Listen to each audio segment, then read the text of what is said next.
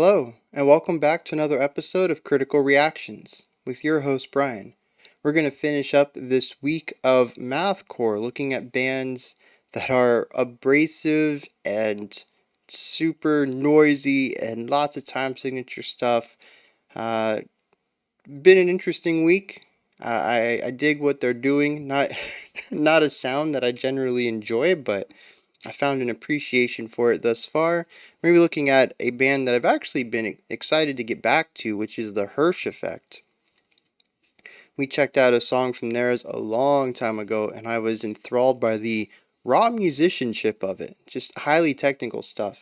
So I'm excited to get back into that with this song, LIFNEJ. Let's dive into it and see what's going on.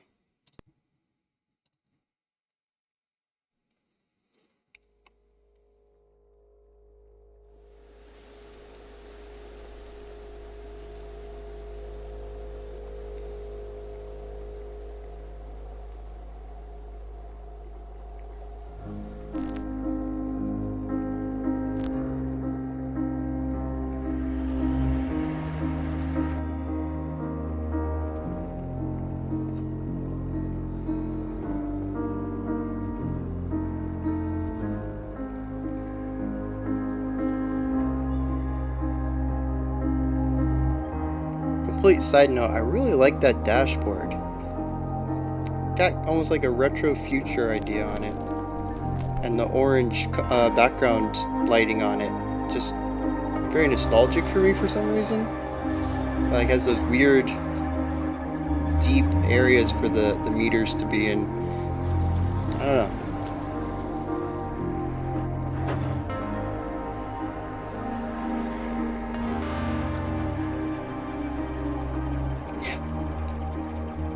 Really setting the mood here with this the tension in this very subdued, isolated idea, and I'm having some of these atmospheric concepts like the crackling.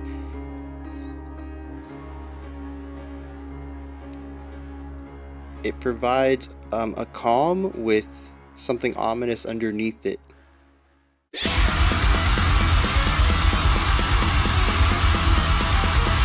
I'm awake.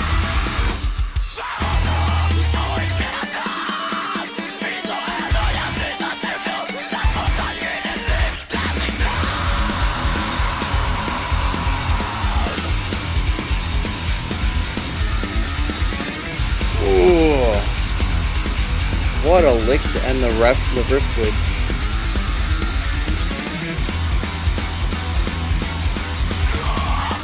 Nice modulation there.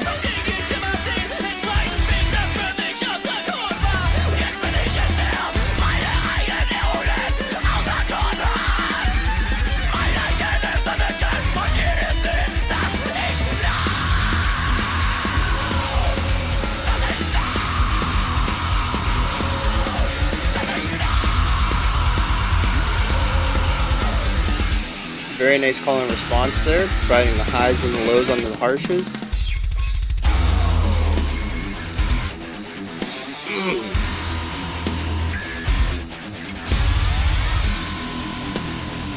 Pulling in some heavy groove right here underneath that riff.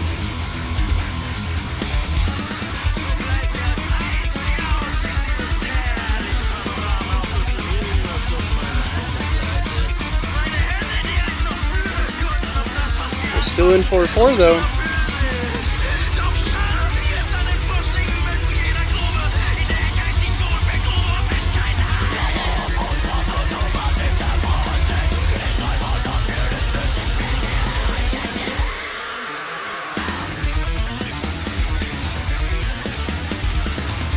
Yeah, I love hearing some fancy bass work.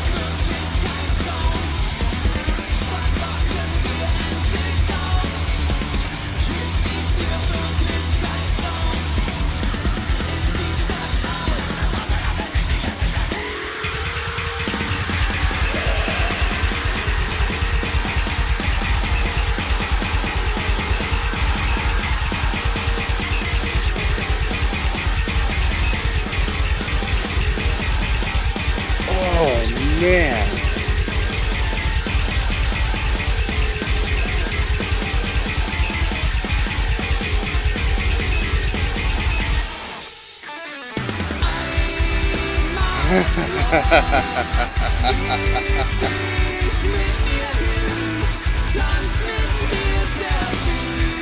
Completely flipped the script. We got these nice vocal harmonies, very consonant guitar tones,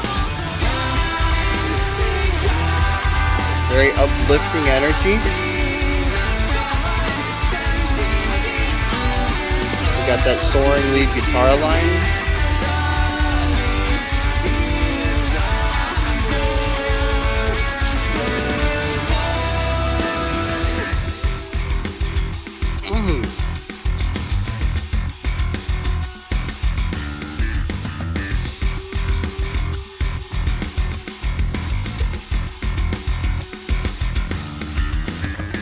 Still 4/4.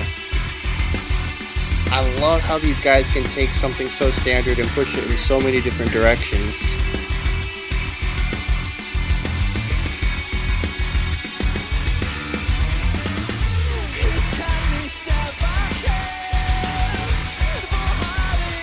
We're starting to see a combination of the two ideas here.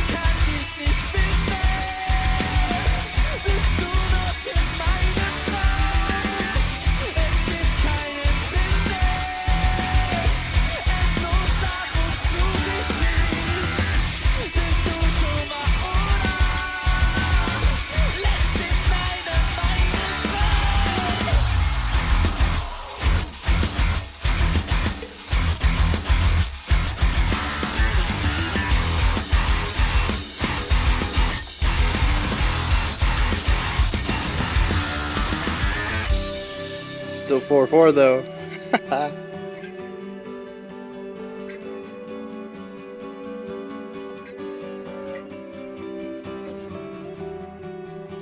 Interesting phrasing on those chords too. Oh, yeah.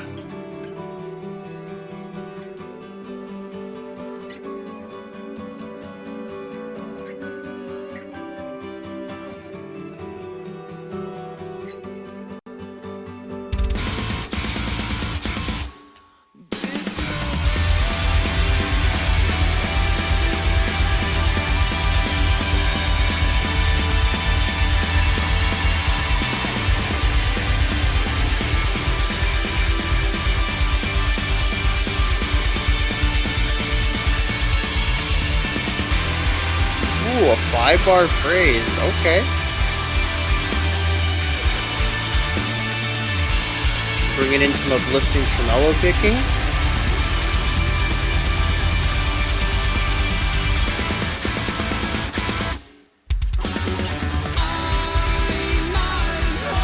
And bringing back this strong positive chorus. Alright.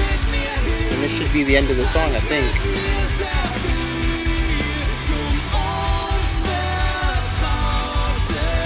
I love the bass line here. It's not super complex, but it's just really groovy without sticking to just a single note.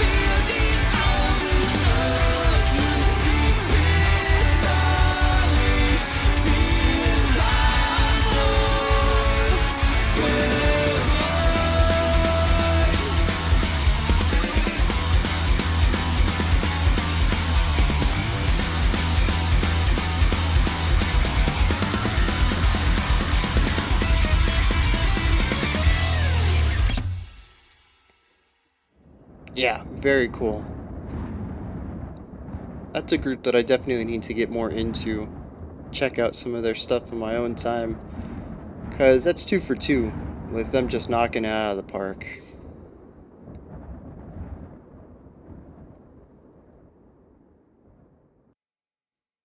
Alright. So, definitely in the lines of mathcore, but not entirely mathcore, right? There's a lot of sections in here.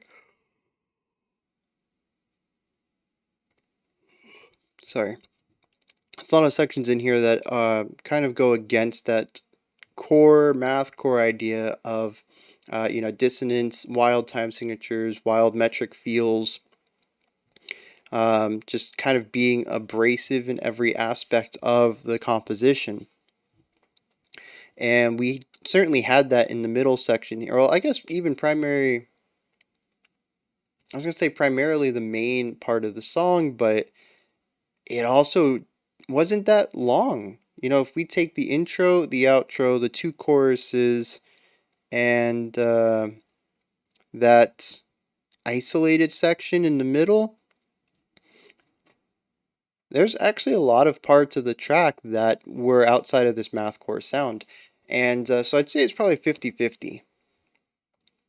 So yeah, not entirely mathcore, but there's still a strong aspect of it that utilized these sounds. Interestingly, though, they still found a way to inject the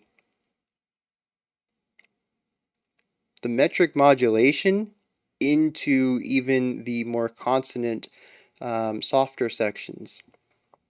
And they mostly did that through polymetric playing, which I'm going to talk about later. I'm going to have a whole 10-15 minutes probably about the metric ideas, the not metric, the rhythmic ideas that these guys employ, because man, the whole song's in 4/4.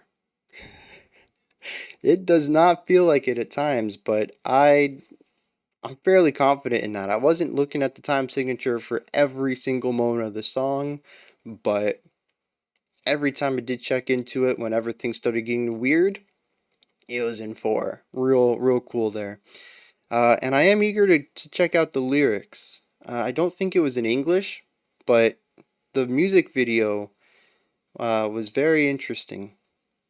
And I'd love to know how the lyrics might line up with what's going on visually and, of course, auditorily.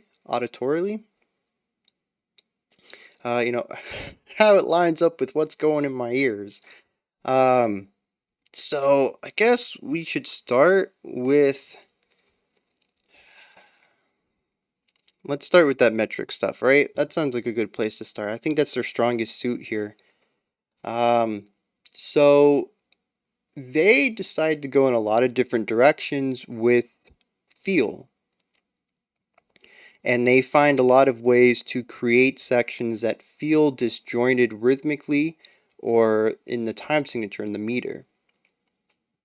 But a lot of this track is in 4/4. And the cool thing is, I don't think there was a single section. Oh, you know what? There was one section, and it's the dotted quarter note section, with the triplet feel, and you get the da da da da da da da da da da da, where you get these really hard snare hits to begin with, and the rest of the band is filling in this triplet feel, and you just get these rapid fire snares that are very disjointed against the 4/4 that we were previously hearing. It sounds like we've gone to a new tempo or a new time signature. And if you continue to feel the time signature and tempo as it was prior to these sections, you'll find that we haven't moved. It really is a metric idea where we've shifted away from emphasizing the beats of the time signature and tempo to emphasizing oddities within it, which is this dotted quarter note idea. And like I think I explained earlier this week, dotted just means half, or technically 1.5. So a dotted quarter note is 1/4 note plus half a quarter note, and that's your full length right there. And half of a quarter note is an eighth note. So it's really no different than having a quarter note and an eighth note and then tying them together, implying that you don't create a new attack on the second note. You just allow them to exist for that extra half of a beat. But just another way to write that is to put a dot after the note, and it implies that you have to give this note an extra half of its length. Yeah, you have to give it an extra half of its length in playing. And what that does is it creates an oddity. Instead of, quarter notes, instead of coming on every beat, where in 4/4, every beat is a note. as far as quarter notes are going. So you're doing every 1.5. So instead of every downbeat, you have downbeat, offbeat, downbeat, offbeat, downbeat, offbeat. And it creates this sort of disjointed feeling because you're not emphasizing every downbeat anymore. You're emphasizing downs and offs, and you're alternating not every down or every offbeat, but skipping. You skip an entire beat and then emphasize the next half beat. And I think they were actually doing it on eighth notes, and I think about it compared to the tempo. So it would be dotted eighth notes instead of dotted quarters, but the same principles there. You're still looking at an eighth note plus half of that, which would be a 16th note full of length. So instead of eighth notes being on every downbeat and offbeat, now you're actually emphasizing beats between an offbeat and an onbeat. So the way that we would go about doing that, usually you say 1 and 2 and 3 and 4 and the ands are your offs. We can subdivide that again and go 1 E and a, 2 E and a, 3 E and a, 4 E and a. And now we're going to be emphasizing some of those E's or some of the ahs between the and, like the number and the and, the downbeat and the offbeat. We got these beats in between now. And that's where they're really getting into some of the weird metric stuff that they're creating in the way that their music sounds disjointed and oddly timed rhythmically. And it also allows them to avoid the downbeat of the new bar, which I think is one of the things that really helps it in those sections where they are utilizing this rhythmic structure, is that they keep it going and it doesn't land back on the downbeat of a beat one of a bar, or the downbeat of a new bar for a few repetitions. So you never really get that landmark, right? That's usually how I figure out time signature. For some of these extended sections where they're not emphasizing every beat or every other beat and it's really difficult for me to find, I look at the larger idea. I count how many beats we have until I can hear the beginning of a phrase again. And sometimes that's going to take me counting to beat 16. Some bands, it takes me counting to beats 20, and that's usually where I get lost and I just kind of give up because now I've wasted, 30 seconds trying to figure out the time signature and I'm completely missing out on the music. It's going to make for a worse analysis. At least, referring to the melodic and harmonic elements of the track. But yeah, so here, I would usually only had to count out to 8. Beat 9 would be the beginning of a phrase, but they really overlap there. We don't hear that new downbeat at 5, right? It's not a 1-bar phrase. It's more of a 2-bar phrase. And I think in that one section, I actually had to push it to 16 because it was a 4-bar phrase in 4/4 still. It's just it didn't line back up to where we would get a clean downbeat on the beginning of a bar until beat 17, which would be bar 5 in 4/4. So that is one of the ways that they go about really pushing the boundaries of what 4/4 can feel like, and that's messing with the phrasing. There was that one time when I mentioned that it was a 5-bar phrase. I don't remember what that section was. It was close to the end. But yeah, I was trying to figure out what was going on, and I had to count to beat 20 before I felt a downbeat again. And that's, you divide 20 by 4 and you get 5. So you get 5 bars of 4 beats, and it still felt like we were emphasizing quarter notes. So I guess technically there's a possibility, being how disjointed that rhythmic section was, that it could have switched to 5/4 and stuck with a 4-bar phrase. A lot of their phrasing in here is based on 4. We have 4, 8, and 16-bar phrases in almost every aspect of the song. But part of me just wants to walk away from this saying that they stuck with 4/4 the whole time, no matter how crazy it got. And that makes me want to believe that they played around with phrasing more so than playing around with time signature.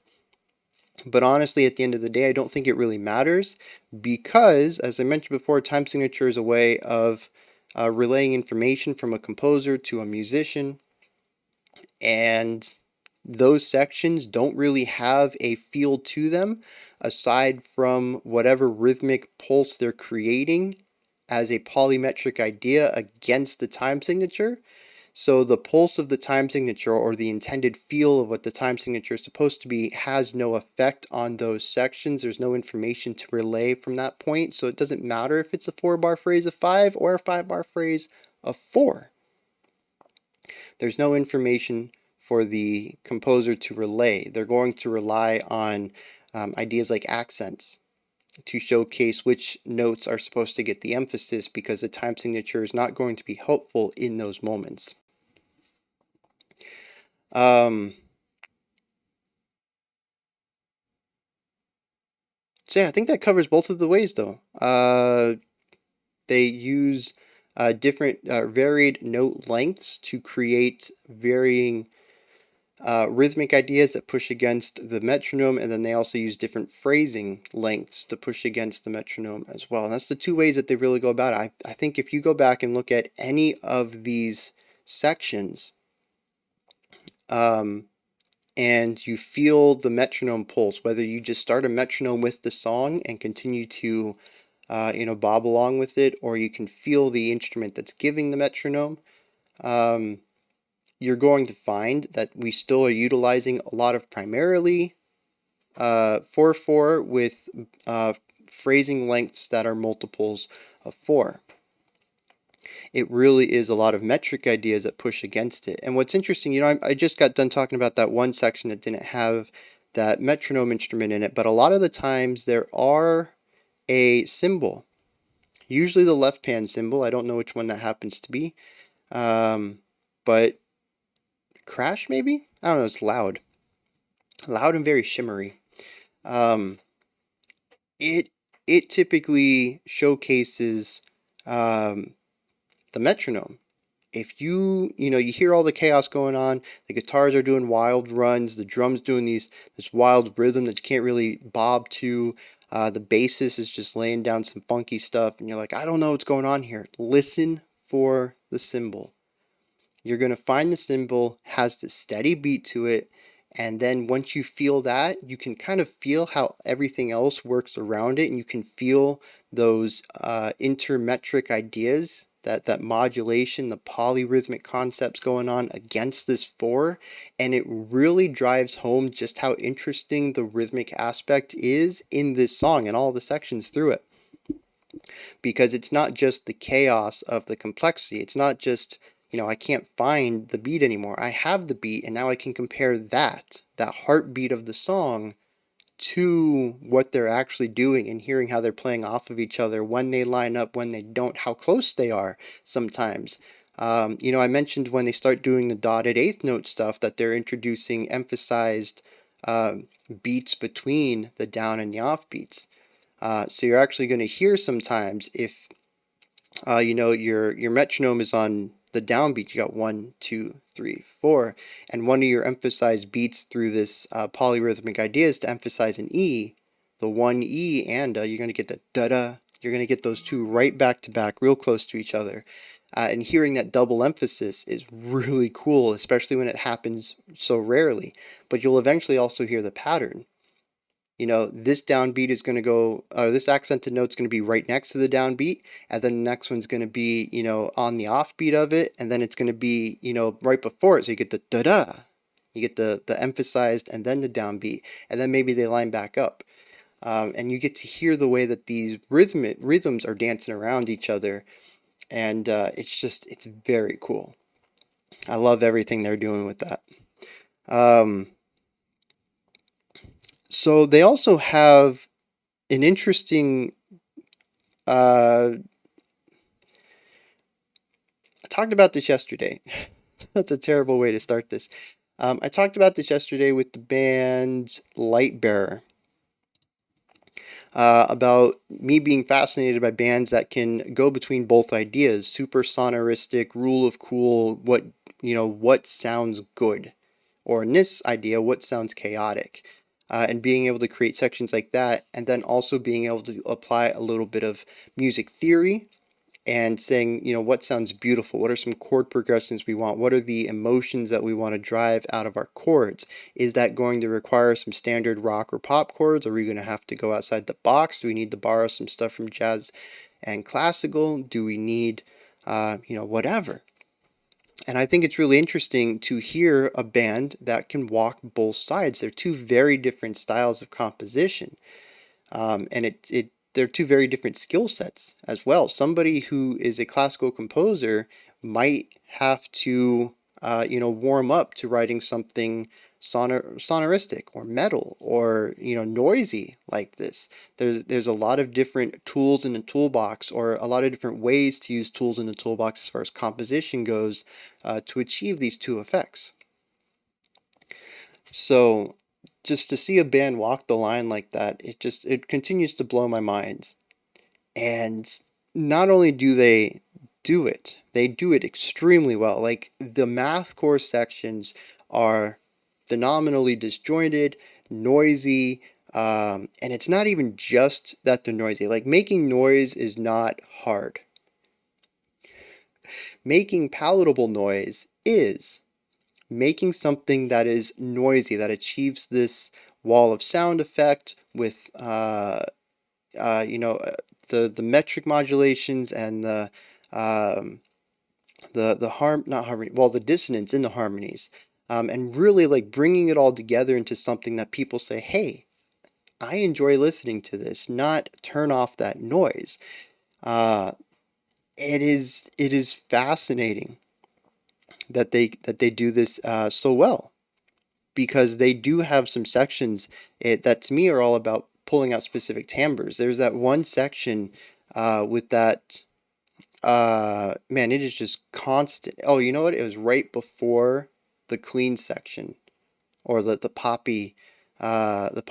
first poppy chorus. Yeah, it was right before that, and we had the guitar playing this hyper dissonant dyad, just constantly over and over and over, and the drummer was emphasizing on the snare, constant emphasis on something that was not lined up with the metronome. So we had rhythmic dissonance, we had harmonic dissonance, and then the bass was just introducing this fat, chunky pop, right? Just grabbing the string, pulling it, and slamming it back down, and just doing this constantly and getting this thunky bass tone. And I was enthralled. Like, it is pure noise, but it is emotive noise. And I think that's the big difference that I'm noticing in some of this math course stuff compared to, might be a rough comparison, but just bad music. People who don't know what they're doing and they just make noise. And I don't want to say that bad music is not the might not be the best way to go about doing it, because I do believe that every music has purpose. No matter how poorly something might sound, there's also somebody who might have done it intentionally and done the exact same thing, in which case, when they do it, it's avant-garde. But when a garage band does it, it's poorly done.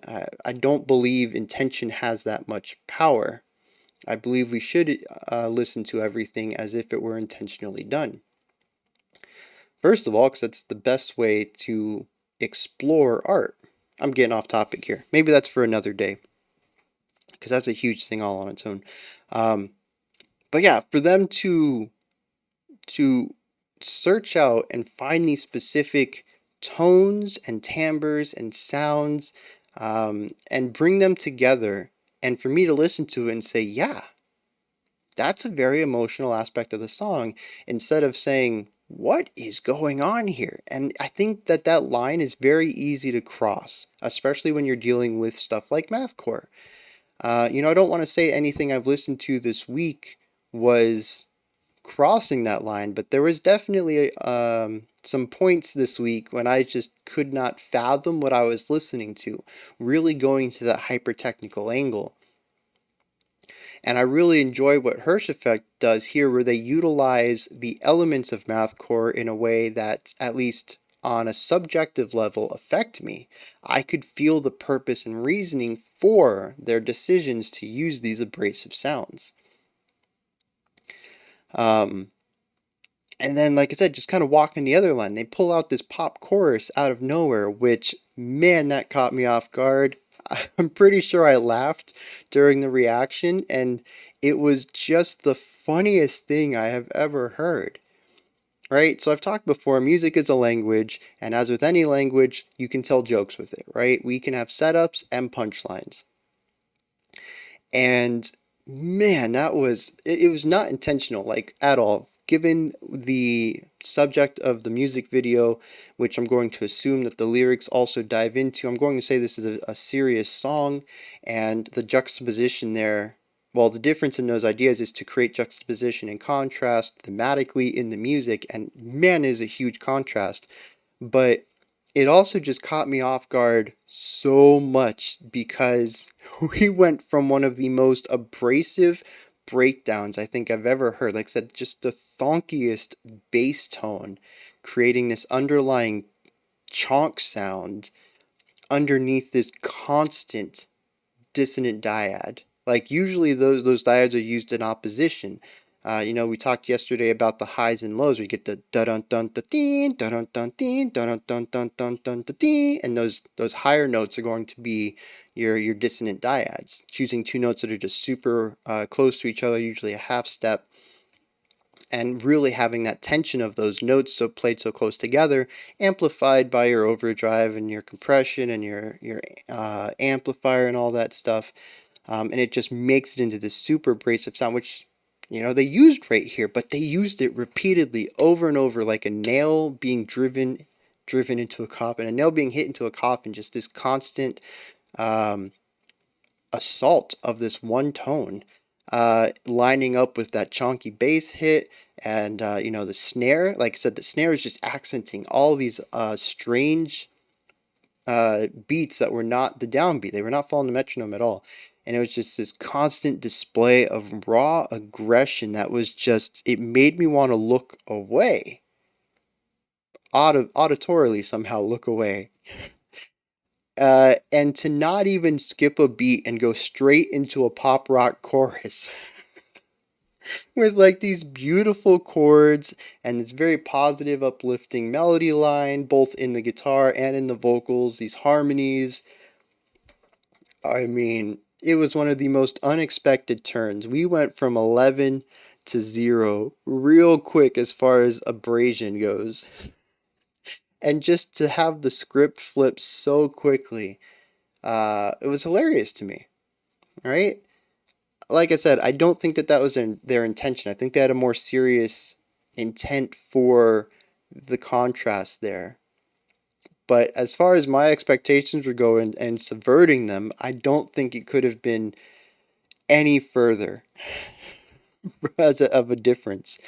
And but yeah, like just to see them do that and do it so effortlessly and do it so well and have these beautiful vocal harmonies come out, and flip from these dissonant or even sad chord progressions with a lot of tension and unease in them into something beautiful and uplifting and positive. Um, Really interesting. And then also the additional skill in combining the two and allowing some of that positivity to still be on top of everything, but that having that contrasting unease tension seeping in beneath it, while still having a extremely cohesive part of the song, and knowing just how much dissonance you need to bring in to match with the more positive harmonizing to achieve this goal without allowing it to be overbearing. Just having such a strong understanding of their intents uh, and how to put their intentions into the music in a way that just perfectly encapsulates the theme and story that they're trying to tell. It is just masterful. I'm glad we got to check this one out. I really am. Like I said, I don't think it's all mathcore.